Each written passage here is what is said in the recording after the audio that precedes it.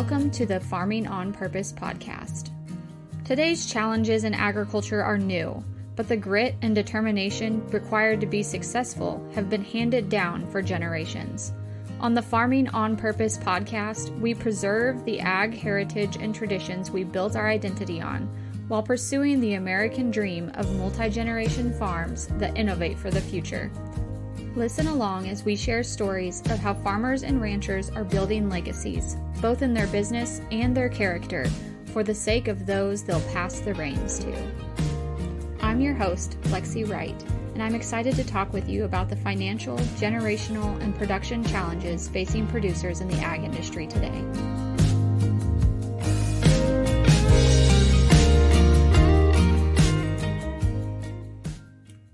This podcast is brought to you by Back Pocket Social Marketing.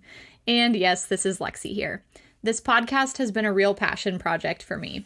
All the time that goes into interviewing guests, editing, and producing the show is sponsored by my freelance marketing agency.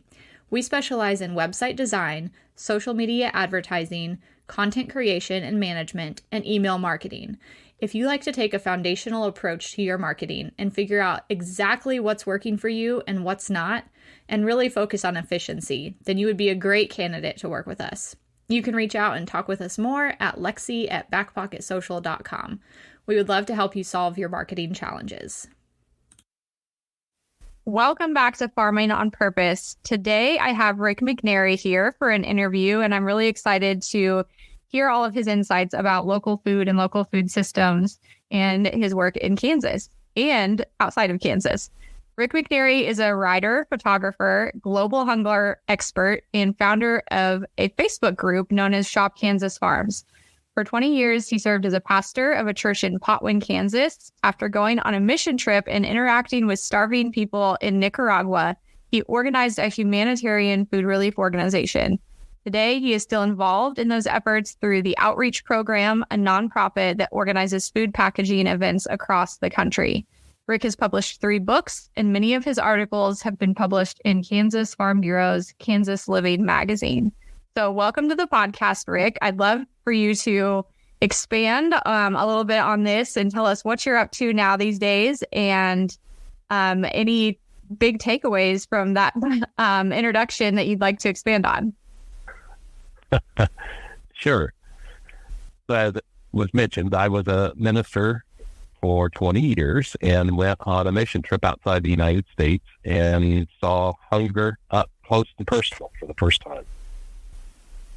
That's been almost 20 years ago now, but anyway, small 5-year-old starving girl in Nicaragua came stumbling out of a house and began begging for anything that I had, a watch or my shoes or a hat, money, and finally ended up just that holding out her arms. I picked her up and I say she was beautifully filthy, had her little dress on backwards, by a little doll, and squeezed my neck real tight, asked me to feed her because she was hungry and starving, and I just leaned me. I decided I was going to spend the rest of my life doing things to help fight global hunger. So that launched me into taking teams around the nation, around the world to do a lot of relief stuff. And it was actually, I started that organization you mentioned about that helped volunteers in America to package meals. And fast forward to 2010, we had sent about 1 million meals down to Colombia, South America, because their farmers had their crops wiped out with flooding. And I went down a little bit later to kind of check on everything, and my son Isaac went down with me, and we tumbled out of the Andes into this old Spanish town with the cobblestone streets and the bougainvillea falling over the side of the adobe homes with the wrought iron windows and doors. Anyway, they gave us a parade on 2 o'clock on a Thursday afternoon. And as we were walking down the streets, the mayor pointed to the hills and said, without the farmers, we die. And it really hit me that, if I'm going to be involved in international hunger, I need to understand agriculture.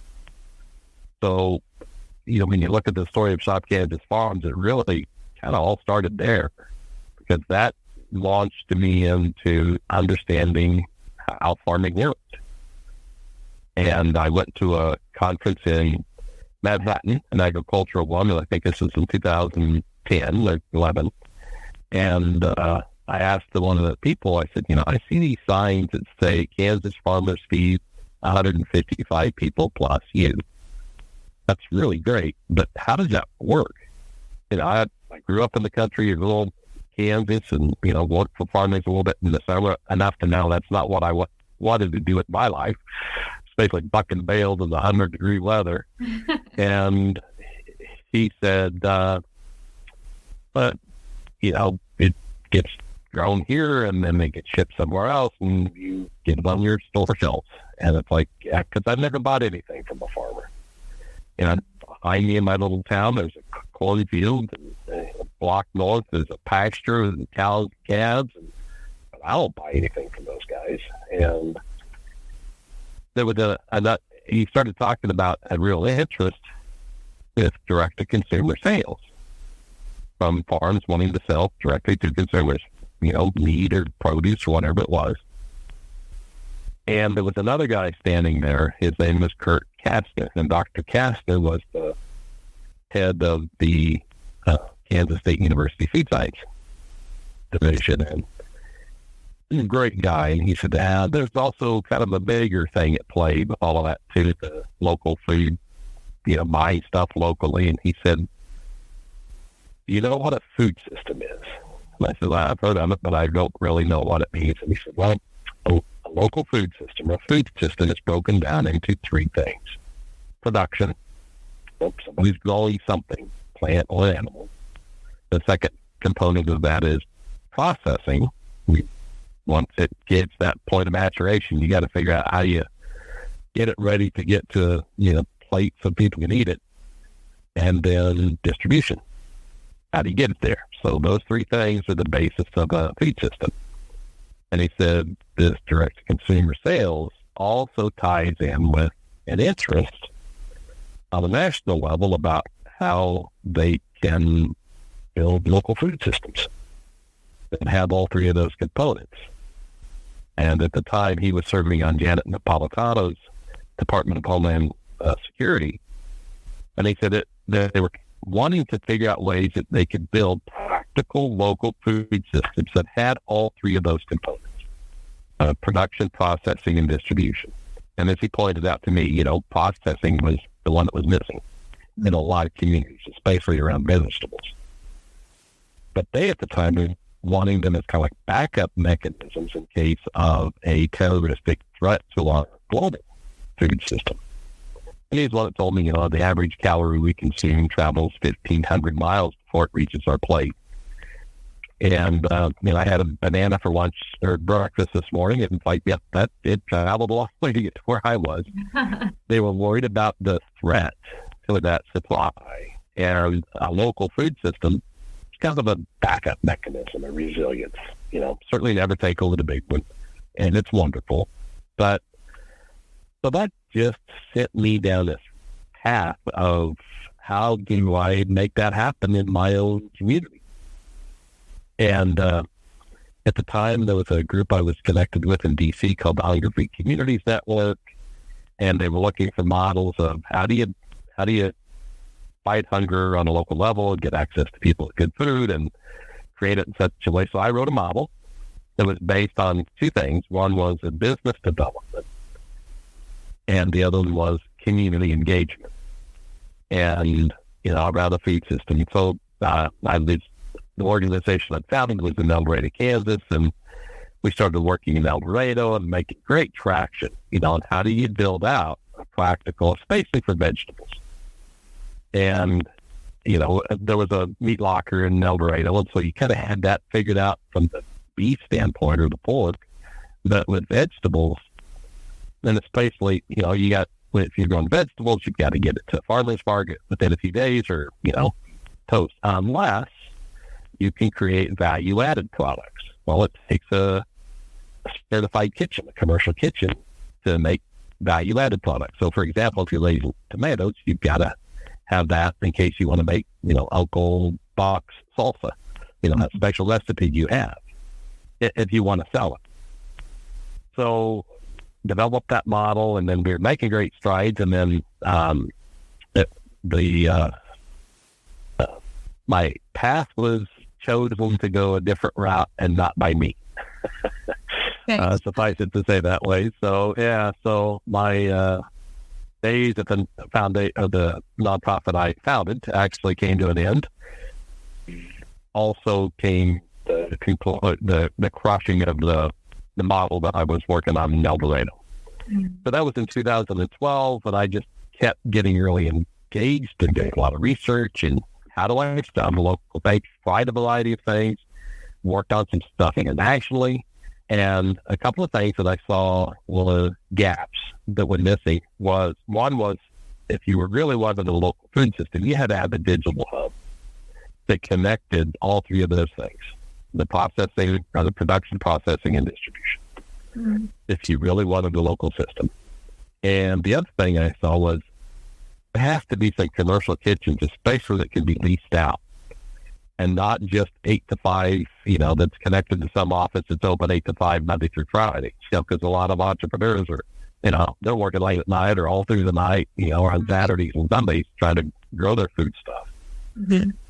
So, I'm just kind of tried a variety of things, and pretty much a square peg in a round hole. Everything I tried just kind of kept failing, but it just, it's something stuck in me, and it wouldn't let me go, or I wouldn't let it go. This idea of, boy, I'd like to see a local food system and get one practically started. So the pandemic hit, of course, in April 2020, and we had begun buying things from local farmers. So we had, on that Tuesday evening, had a dinner of great beef that we had purchased from Craig and Katie Carruthers of Anthony. And, the pandemic was pretty bad news and bad stuff. And so we were watching a Hallmark movie trying to find some, a little spark of joy in the midst of the misery. And, just had a recliner kicked up, and my wife said, I went to the grocery store today, and the meat counter was empty. And just kind of a casual comment, and I'm like, well, that's kind of crazy. I wondered what I might be able to do. Now, kind of back up the story a little bit. In 2015, I'd actually started writing for Kansas Farm Bureau feature stories about their farmers, simply because I wanted to understand agriculture. And I figured the best way to do it was to go interview people that did it and find out, their fears, their frustrations, their hopes, their successes. And so I was at a lot of farms, a lot of homes, 6 o'clock in the morning, sitting around having a cup of coffee with them, and then bouncing across the field in a buggy or a pickup, and, having to wipe a little barnyard off my beaks before I went home that evening. And I learned a lot about farming and agriculture, just fell in love with them. I just love farming and ranchers. And so I knew a lot of those that did direct-to-consumer sales. So that Tuesday evening in April of 2020, I grabbed my laptop, and I'd been trying to figure out how I could get more people to fall in love with farmers. And how can I connect them now? So I started a group called Shop Kansas Farms. Now, I've got a marketing and sales background to know, you name it, what you want people to do. So it became an active phrase, Shop Kansas Farms. With the intent, the vision was to connect you to the wonderful farm and ranch families of Kansas so you could purchase the food they raise. That was the mission. And I reached out to a few folks I knew that sold direct to consumers, asked them to post their stuff, what they had to sell, how they could be found. Then I also invited a few of my friends and made it public. Anybody can join. And I checked back at 10 o'clock that evening, and it had grown to 400 members. And I thought, well, that's kind of off. Not even sure I know 400 people. Anyway, the next morning it had grown to 1,000. By the next evening, 24 hours later, it had grown to 5,000 members. And it was just going crazy. And at the time, people could post whatever they wanted to post. Well, it's social media. And so, a farmer rancher posts, I got this for sale, and this is the price. And then somebody that was used to buying, bargain discount type of stuff, it's like, that's ridiculous. And how could you charge that? And then somebody else would jump on and say, well, and make something political and get nasty. It got ugly in a hurry. And Megan Kramer, the communications director, communications and marketing, Kansas Farm Bureau, I've been writing for her for years, and the Farm Bureau folks, and Megan, you need some help? Man, do I need help? Feel like a little kid walking in front of a dam, it's all a little plug. You're like, I want to know what happens if I pull on this thing. I pull on it, and the next thing I know, it's a flood, and I'm going down, stream head over tea kettle, dying. So Megan and Nancy Brown with Farm Bureau threw in a life raft, and they came in and rescued me and started putting some rules and things in place, and it grew to 50,000 in a week. And it was all just people buying and selling, to stuff raised on the farm. So that was kind of the genesis of it. And 3 days into it, when we had hit 13,000 members by Thursday of that week, I realized I had inadvertently created that digital hub that I had seen missing. So to this day, if you look at the Facebook group, you're going to see it's a digital hub. And it's got the producers, and you're going to see processing and the distribution. All three of those things are conversations that happen in almost every post. So, for example, a farmer will put up, or a rancher, I've got a quarter of beef, but it's at the Moran locker, and you can pick it up, or I can bring it to you. So those three things have already been dealt with: production, processing, and distribution. And it has grown immensely from there. I think you're at almost 162,000 members now today. Yep, you're right. It continued to grow, and that one thing I learned from farmers was sustainability. And so the people, a lot of farmers were asking me from the beginning, is Shop Kansas Farm going to be around after the pandemic calms down and people are back to used to shopping like they used to? Mm-hmm. And I'm a person of faith, and so believing that stewardship is a really big issue for me, that I had kind of been given a gift, almost a miracle, of this thing that happened that actually dovetailed into something I've been studying for 12 years and trying to figure out how to make happen. It happened very differently than what I anticipated, but then it's like, okay, so all the stuff that I know, how can I put those things into play to make sure that it's sustainable, so that in the future, farmers have a good place to sell and consumers know where to go to find them. So there were some things that we put in place. One of them was a website. One of the first things people were asking for is, we're tired of scrolling through all the Facebook things and we don't know where everybody is. Can you make an app and a directory? Mm-hmm. So Google and Facebook don't play well together. So my wife and I decided to invest our own money and start Shop Kansas Farms as an LLC. So we invested our own money and hired a designer and a person to do the website and the map, the searchable map, and that's how it got started. And that continued to grow. The farmers could put their farm and their ranch or whatever they were in on the map, and so consumers could go find it without having to scroll through all the Facebook. Mm-hmm. So that was one really important part of the continuation. We also did that because, and even to this day, if Facebook wants to shut us down, they can. It's a free platform, and right. We learned early on that there were some things that Facebook, we learned what you could and could not do. So for example, and other platforms, they do this, they'll put a picture of a live animal, but for ours, if you put a picture of a live animal and, the steer, for example, and say, this one's going to the locker and you can buy the little grass, it'd get blocked before you even got to us. Mm-hmm. Well, of course, Facebook never tells you why. And so we're trying to figure it out and find out, it's like, oh, okay, so we make a rule then that says no pictures of live animals. And so, it's just kind of figuring that out. So we put the website in case, Facebook ever disappeared, then people would know.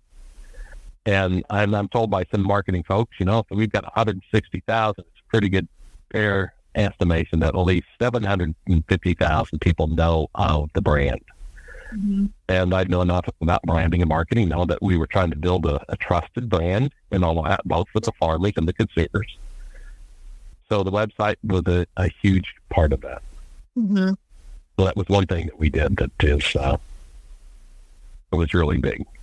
The second thing we did that was really in response to people, consumers. So, when people ask me what propelled that initial growth, and because I've looked at international hunger, some people call it food security or food insecurity. Mm-hmm. That's a term that either scientists, researchers, or government people use. I've yet to have hungry people, and I've met a lot of hungry people come up to me and tell me they're food insecure. They tell me they're hungry. Yeah. So that's a word that people that have food usually use that describe people who don't have. So I know what drives people and and I actually wrote an article for AgriPulse, an op-ed about this, saying Kansas farmers calm public fears, because what drove the initial explosion was people were afraid. We've got great quotes of people saying, we live off of store shelves. We don't live off the land. And when the store shelves were empty, we add a new kind of fear. One of the things that I tried to do was to turn that fear into love. I want people to love the farmers and ranchers. And so the website and continuing on, and we've seen that transition. So the other thing people were asking for is, gee, can you have like an expo or a trade show? Can we come meet all these farmers? So in 2022, the city of Lyons in Rice County, they've got this great place. Of course, Rice County and city of Lyons, they're like right smack dab in the middle of Kansas. And they said, we got a celebration slaughter if you want to come out there and have whatever you want. We'll just, whatever. We'll help you in any way we can. So we called the first one an extravaganza, but on Saturday we called it the Market of Farms. And I chose that name because, I'm a writer. And so I also know that certain words put certain ways, like farmers market means certain things to certain people. So for many people, farmers market is something you go to on Saturday, but it's usually local growers and then it's a local crowd. Well, I knew that we were going to be attracting vendors from all over the state, as well as consumers from all over the state, or at least I hope so. So we called it the Market of Farms. Mm-hmm. And we had 42 vendors. That's all we could handle. But 42 vendors showed up, and they literally showed up from all over the state. We had vendors that drove 2.5 hours just to show. And they bring, those that had meat to sell, they bought freezers, just rolled them in, and so they had their meat. Most of them sold out. And in fact, on that day in Lyons, to get a picture of this, around the Celebration Center is a massive parking lot, but it's all gravel. Mm-hmm. And so on that day, on March 2nd of 2022, more than 1,400 people showed up at the Celebration Center. And it's one of the farmers said they came to buy, not to browse. And the people from Lyons said, we knew they weren't from here because they parked in the parking lot wrong. If you're Lyons, you park north and south. Well, people that didn't, there are no stripes, so people pulled in like, okay, we'll park east and west or wherever. But it was a massive success.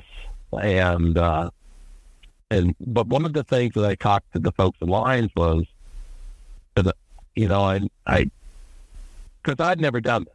So this was all new to me. But one of my leadership principles is commit and then figure it out. And so I said, if you guys will do this, but would you please? And to get a few people together, kind of key stakeholders in, Lyons, Rice County, and I have an idea I want to share with you. Well, basically it was my local food system model. And Stacy Clark, just this incredibly delightful, wonderful, brilliant economic development director for Rice County, said, sure. So we met in the city hall in Lyons, Kansas, and I ran them just briefly through my local food system model, again, which is built on the idea of business development. So it's to help existing businesses find new sources of revenue but it's also meant to stimulate new people with a lower entry level into creating feed type of products to sell. And then the other part is the community engagement. And I use a model that really brings people together. And so they're like, yeah, we'll listen to it. So they just started meeting. And that was in April of 2022. And they continued meeting. I helped them find and then write a grant for it. Ended up being around $142,000 from USDA. And they got it. And to really build out this idea of what a local food system looks like. And out of that has come the formation of a nonprofit they call the Harvest Hub. And it's including all of Rice County, so some of their initial things. And this is all, the Harvest Hub just got it filed with 501c3 and kind of became an official the last couple of weeks. But the city of Boonton, which is in northern Rice County, they heard about this and they're like, well, because I keep saying, you got to have semi-commercial kitchens that can be leased out. And so some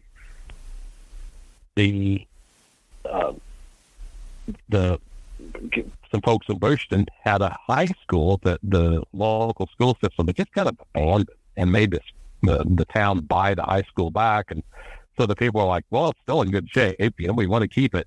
So they had an old school kitchen with a commercial kitchen and took just a very little, paint job and a few other things. And now they just rolled it out, I think last week, that they're going to be able to lease it out. They got this really cool fob system that, you can go in and work with KDA and KDHE to make sure everything's legit. And so they've worked on that. They've also, got this money and they're hiring a new executive director, kind of on a half-time basis, an administrator.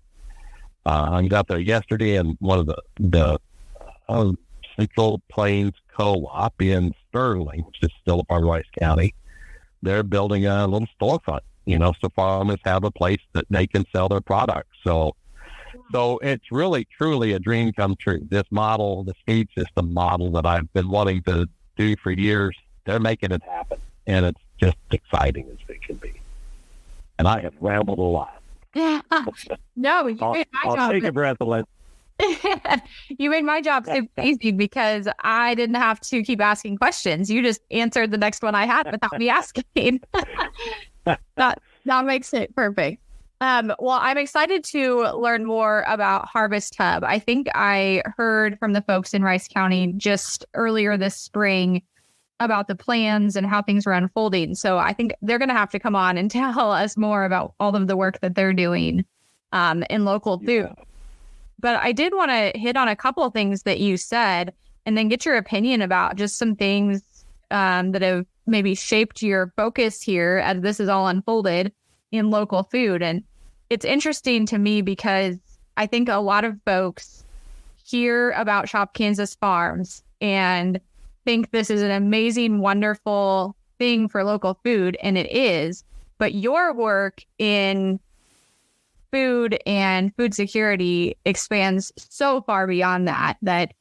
Did you have any frustration that things were not going the way you hoped they would, or they wasn't getting the attention that it deserved prior to Shop Kansas Farms?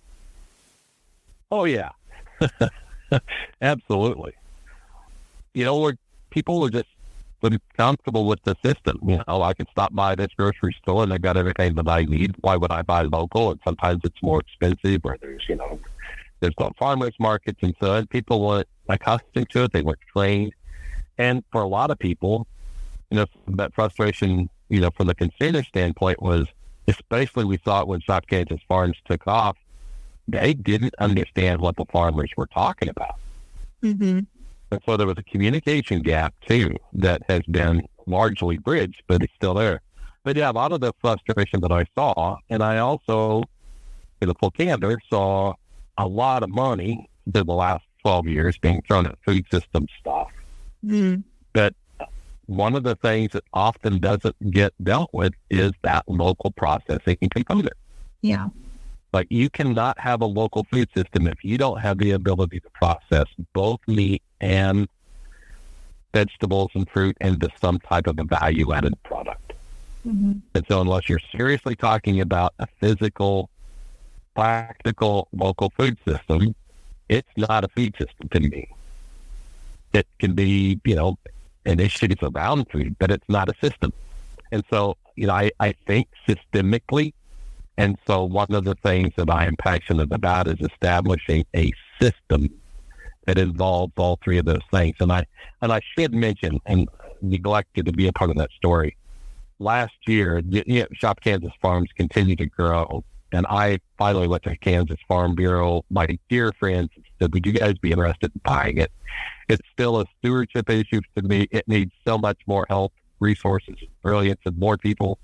And Terry and Megan and the board's like, yeah, we'll do it, but you got to hang around for 5 years. So as a consultant, it's like, well, that's perfect. That's what I wasn't going to ask for that, but yes, I'd love to do that. But what they were interested in was the website, the market of farms, which we are also turning into a franchise. So we're doing it in various, places around the state, but also the local food system model, because they see that as being a huge need. And so, and to help their local farmers that are in these basically rural counties and give them new revenue streams, so I think one of the most encouraging things is the president of the newly formed Harvest Fund is Chad Hook from Sterling, who's also the president of the Kansas, Rice County Kansas Farm Bureau. He's a commodity farmer, but he loves this. He's one of the biggest champions in this local food thing because he sees the ability for farmers to take control back of some of the things. Now they're going to continue, and we need them to continue growing, thousands of acres of corn and milo, but there's a niche that's up there. It's available. And so, and some different profit margins. So the things that, some of the frustrations that I saw was, the missing was the processing component, but also in that missing was the development of those digital hubs. If you're going to have a regional system, people, we're online now, and you can Google it to find production, processing, and distribution in the system. You got to Google several different things, and you have to know what you're Googling. Wouldn't it be great if you went to a website and it's like, so if you went to the new, and one of the things Shop Kansas Farm Bureau did was build a new website for Shop Kansas Farms. So you can go there and you can find, places to process. Right now the meat, but we're going to be putting out those commercial kitchens that are available, and places that people can find that. So the digital hub that was missing, and also the attention paid to processing. So the fastest growing businesses we've seen in Shop Kansas Farms since the beginning of it are those who make value-added products. So if they take the tomatoes and make the salsas, or if they take whatever and make it a shelf-stable product. One of the ones we saw grow exponentially was jalapeno butter. Mm-hmm. So it's basically a cream cheese type of a thing made with jalapeno. So a guy in Stafford County he and his wife were growing jalapenos, and they were making these jalapenos, or however you say it. They were making this butter and this cream, but you had to have a commercial kitchen. So they had a small local place. They could do that. Somebody had a commercial kitchen. They put their stuff, and it's called turkey knob jalapeno butter. And they put it on the Shop Kansas Farms, advertised it for the first day, and they had in one day 880 orders. Holy cow. Their business has grown so much now, they have to have all their stuff done in Kansas City because there's nothing in Stafford County that can handle that capacity. So that, again, that missing component, that's been a source of frustration. So you go ask anybody in the food system conversations in Kansas if they know me and if they know what my number one complaint is. They'll say because they don't talk about processing. And until you settle that problem, you don't have a local food system. Yeah. Well, with that being one of the biggest inhibitors to local food systems, do you think that with increased profit margins that some of these farmers are seeing by going direct to consumer? Is that something that the farmers themselves are going to have to invest in, or where does that priority placement on getting that missing component come from? Well, right now, I'll tell you a story of a couple that have figured that out and have done exactly what you just said. It's Joel and Lori Bruce. They're from Augusta. They got Bruce's Bullseye Farms. So this is, they were just on the podcast a couple weeks ago. Really? Yes. Well, I don't know if they told you the story, but Lori grew up in my hometown, the town where I pastored. And I tied the knot between her and Joel, I think 27 years ago. And they are the true pick yourself up from the ground, bootstrapping, and they have come from nothing and have created this incredible business with, brilliance and education and hard work. But she did that. She was looking around for a kitchen because, she could do the jams and jellies at home because of the cottage laws that allowed her to do that. But she wanted to expand. Mm-hmm. And so she finally had to find her own place. And she found a beautiful little place, or she made it into a beautiful place in Leon. I was down there a couple of weeks ago. So, yeah, that's part of, she's been able to increase her business. It's given her opportunities to expand.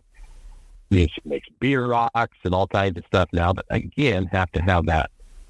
It'd be great if a community, again, the idea, my model is the community engagement. So that means the community starts thinking about how do we help provide opportunities for these entrepreneurs? How do we fill the gaps that they need that they might not be able to afford right now? And a commercial kitchen is one of them. Mm-hmm. Yeah, just being a friendly environment for those types of businesses to grow is all about having the resources they need. And if that's one of the missing pieces, then like you said with the school in Bushton, I think you said having a resource that was there not being utilized. Exactly. And I know the extension. Oh, go ahead. Go ahead. The extension office, Wendy Hughes with the extension office there in Rice County, which is in Lyons, they've got a commit kitchen. It needs some modification, but that's what they're looking at. It's just, people are like, oh, I didn't realize that's what was missing. And now that we know, it's like, oh, let's go do that. Yeah. And so seeing those kind of solutions. But again, it's a community. And one of the things that with the community engagement, and it's what I've encouraged the folks at Harvest Hub is that logo, and it's a really cool logo. They came up with it a couple of weeks ago. They finally got it finalized. But it's like, man, you put that logo on everything that you possibly can. You put it on the outside of the kitchen. You put it on packages. You start training your people in Rice County that, oh, this food comes from right here in Rice County. We're going to go buy it. You build a process in place. They may actually even looked at vertical farms. Man, if you put vertical farms in, your Griefy Leaf, slap that logo on it. Start training your people in your county to go, oh, I recognize that logo. That means that did come from Rice County. And you and I both know that, the term local could, for some, mean Colorado. Mm-hmm. I've seen a lot of things like, here, these are local peaches. They're Colorado peaches. That's not local to me. That's local to them. So the definition of local is like, it could be Oldest, or it could be Oklahoma or Texas. There's a new phrase out, hyper-local. And hyper-local means within the 50-mile range. Mm-hmm. I think that an important piece there of language is so important as this kind of new system is developing or continuing to develop. You mentioned it earlier as well, where you said you've never had a hungry person tell you that they're food insecure. They say they're hungry. These terms that we're using as this local food trend happens, like hyper local or, locally produced and processed, even more production focused terms like grass fed beef. Do you think it's a problem that a lot of these don't have definitions, or that we're not necessarily speaking the same language when we're talking about food insecurity versus hungry versus different marketing terms for the food we're trying to get local people to buy? Absolutely, Lexi. And rephrasing those things, you and I both know that cliche phrases are cliche because they're comfortable. Mm-hmm. But after a while, a cliche phrase means nothing to anybody. Mm. So, for example, I'll illustrate this. I had a young couple that were musicians, and they wrote and recorded their own wonderful music, and they were invited to do their first concert. And so they got up to, and I was working with them, and I said, okay, when you talk to this crowd, what are you going to say? And the guy, they're incredible songwriters and musicians. I said, let's craft your opening thing. And he said, well, okay. And they thought about it for a little bit. And so I said, pretend I'm your audience and you're going to talk to me. And he said, well, thank you guys. Thank you for having us tonight. We really appreciate you guys being here. And hope you have a good time listening to our music. And I said to him, that's good. But that's very cliche. Hmm. Think about this. Those people that have invited you, what did that really mean to you? How long have you wanted to have an audience that you could perform in front of? And so they sat down and they rewrote it. And so their introduction came out this way. You guys realize that you are our dream come true? We've been praying and dreaming about having an audience we could sing to, and you guys are the first one. So I was there, and I watched the crowd, and they were just like eating it up. So I think that we have to be really careful in redefining or changing the phrase around. So, for example, market of farms. It's kind of touching base with a little bit of a cliche, but it's like, well, that's different. And so you're immediately getting people, well, how's that different than the farmers market? Okay, well, two things. One, they're vendors from all over the state, and two, they're consumers from all over the region. That's different than a farmers market. Mm-hmm. So I think redefining words, and that's why I've really been driving with Rice County to slap their logos on stuff. So you're training people to know that food comes from Rice County. And so when somebody comes in and says, I got local food, these are peaches from Colorado. So you're going to train people to go, well, if it didn't come from Rice County, it's not really local. But yes, redefining, using different words, coming up with different words, rephrasing things in such a way, not falling into cliches is an important part of this local food movement. Yeah, making that messaging really hit home and providing, I think, the surrounding education that for some consumers is lacking, or just like you mentioned earlier, there's a disconnect there.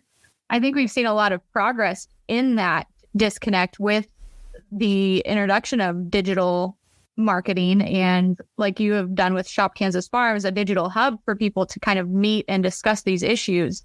But a lot of the time, both in how we connect with consumers and I think in how we shift to a more local food system, we feel like we're playing on someone else's turf, because like you mentioned with the rules that Facebook has in place, and how they kind of limit what you can see or say or do you think that some of those concepts of playing on someone else's turf is a problem as more farmers are focusing on like more independent niches versus just being another cog in the bigger food system? That's a fantastic question. And I had seen that happen. And the way I've seen it happen is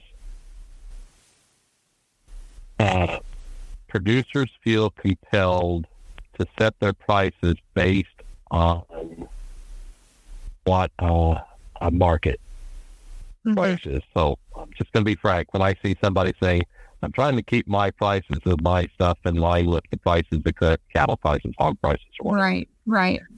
As a marketer and as a salesperson with a whole lot of background in this stuff, I look at that and go, how much money are you leaving on the table?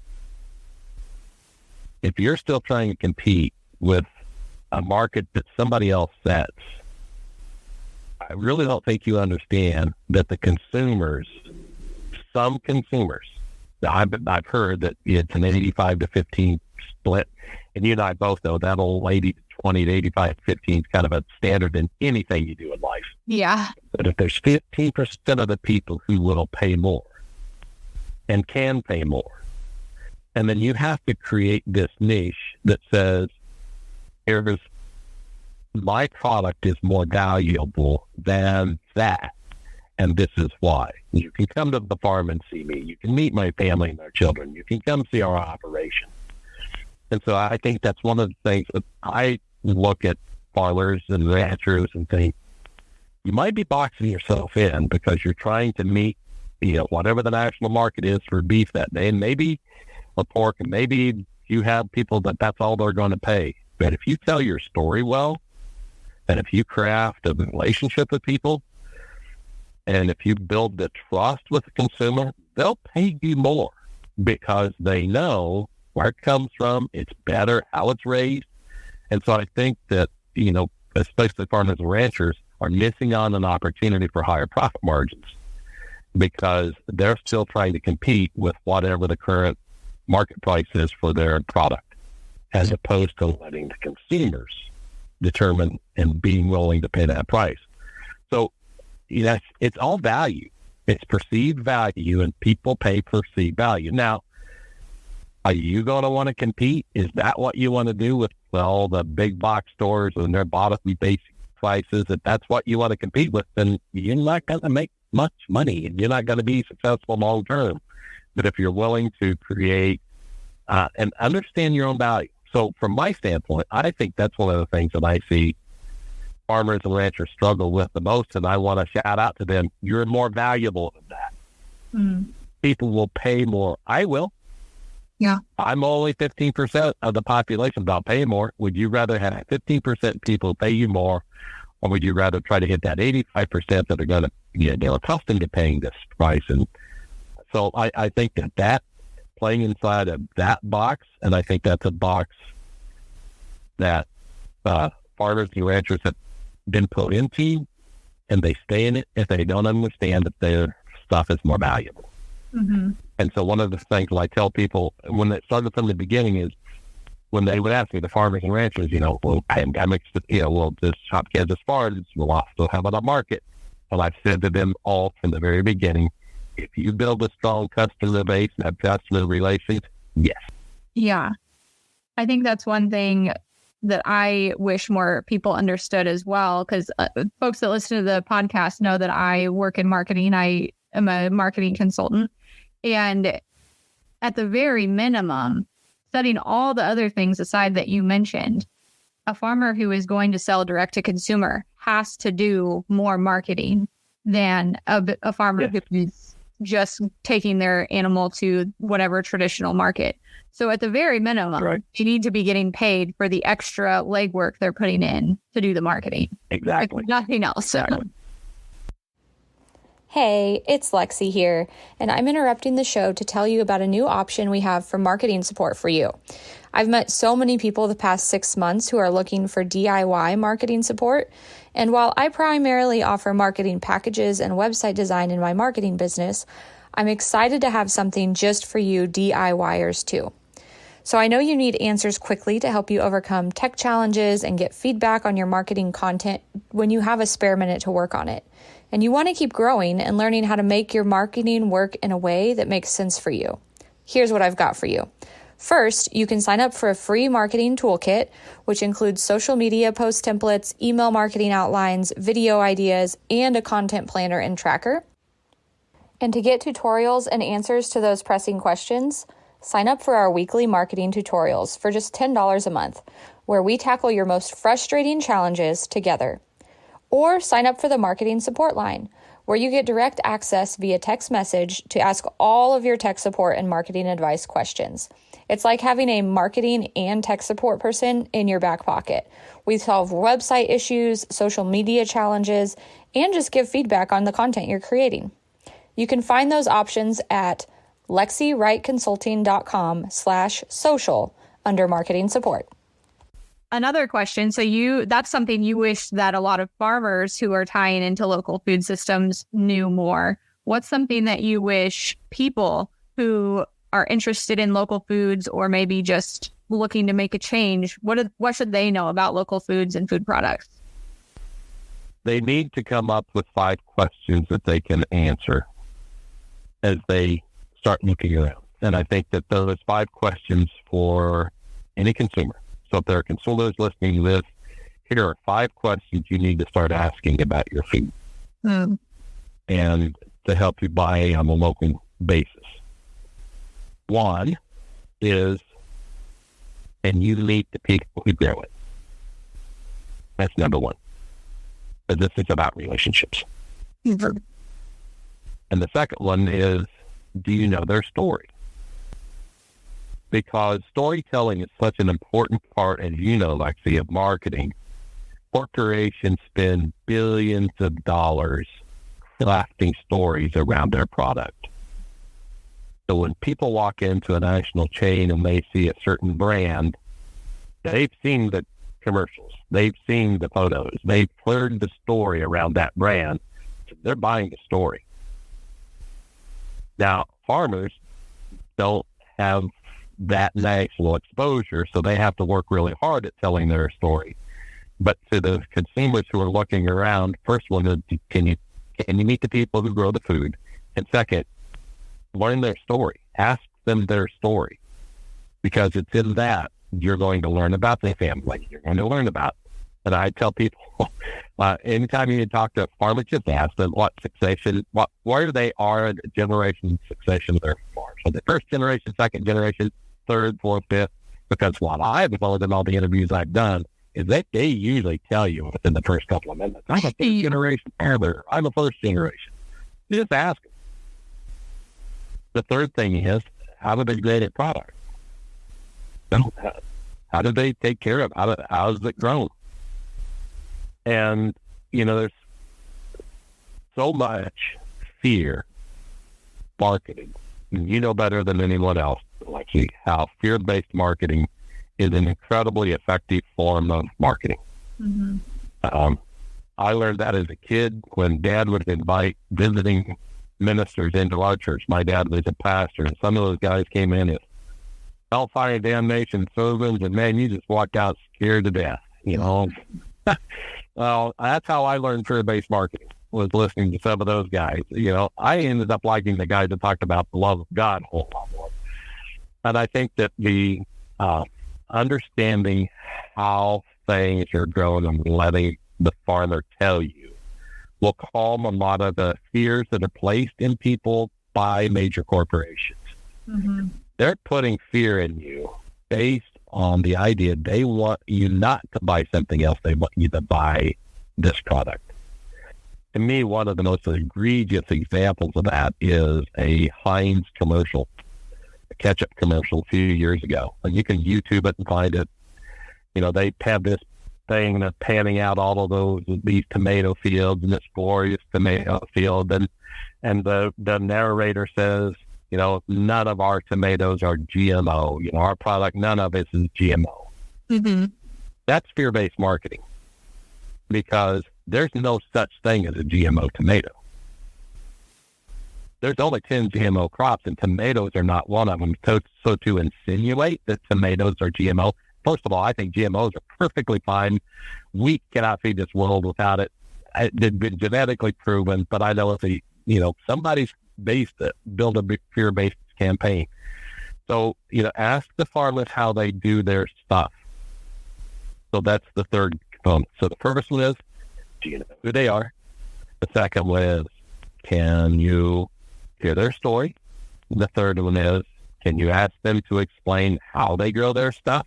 Because this is all an educational process. The fourth one is, can you get to see the farm? Not all farms are set up for agritourism, and for those consumers who are listening, it's an insurance issue most of the time. You get consumers on your farm, and suddenly, insurance companies and lawyers have opinions about that. And so farmers are afraid of that a little bit. Can you at least drive by and see it? So I think that's the fourth thing. And the fifth thing I would consider to ask is, okay, so if I buy it once from you, can I buy it again? It all comes back to a relationship. You keep going back to the same store most of the time to buy, because you know what things are. That they're going to have it available. They're going to know. So in asking, can I buy from you again, especially if it's a beef product or it's a produce, you'll hear them say, I don't have anything else ready for this month, but yeah, next month in 6 weeks, I'm going to have more ready. And so I think those are 5 questions that a consumer can ask that really helps the consumer learn about the farmer, learn about the process, and learn about the continuation of being able to get the product again.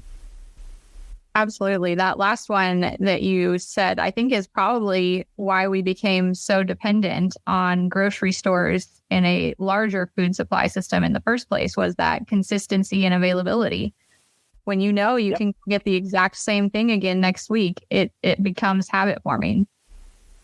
Yeah. So having that same kind of a concept for your local food is important as well. Well, this has been extremely eye-opening, I think, for anybody who's interested in local foods. We have a lot of folks who are direct-to-consumers farmers that listen to the podcast. My last question for you today is just, how has this journey with Shop Kansas Farms changed or confirmed what you think about local food and local food systems? Well, it's certainly confirmed all the things that I've been researching and dreaming about for the last 12 years. Like, this local practical food system is going to work. It's needed. And watching Rice County put my dreams into motion and then put their own flavor to it, like, yeah, okay, I was right. This is stuff, I'm not just some, I'm not Don Quixote chasing windmills, off a donkey. These are stuff that, seeing that confirmed like that, the pandemic, of course, changed everything and gave people a heightened sense of a need for it, but also the excitement that comes along with buying food from people that you can drive by their farm. Yeah. Well, I said that was the last question, but I actually have one more. And that is, where can people go to learn more about the work that you're doing? And we also have a lot of folks outside the state of Kansas who listen. If they're interested in doing something similar or getting something started in their own state that mirrors the work that Shop Kansas Farms has been doing, what advice do you have for them? Well, they can go to our website, shopkansasfarms.com. And in there, basically, it's called build a community around food. That's the local food system model. So part of what Kansas Farm Bureau, and wasn't just for Kansas Farm Bureau, but they saw a need in various states. Part of them bringing me on was to develop and to really codify my ideas of this local food system. They add their flavor to it and build it out into a consultative model. Mm-hmm. So you can contract with Shop Kansas Farms to bring me and a team in to your state. It can be your community in Kansas or it can be anywhere else. It's a 2-year process. And we can talk price tags if you were really interested in it, but you can just reach out. It's Rick at shopkansasfarms.com, or you can jump on shopkansasfarms.com and hit the contact page and email us, and then we'll begin the conversation. Wonderful. Well, thank you so much, Rick, for sharing all of your insight and the wonderful story of what you've been working on, not just since 2020, but for so long in your work with local food and hunger. And I real quick want to just plug on your behalf the book, one of your books. There's 3 of them, but the one particularly related to our conversation today is Hunger Bites. And folks can find that on Amazon. So super easy to get a hold of that. And I think that's a great place to start with those kind of bite-sized stories if people are interested in learning more about hunger and food security and local food as well. So thank you so much for coming on the podcast today. And we'll hope that lots of people follow up and learn how to do more things with local foods in their own communities.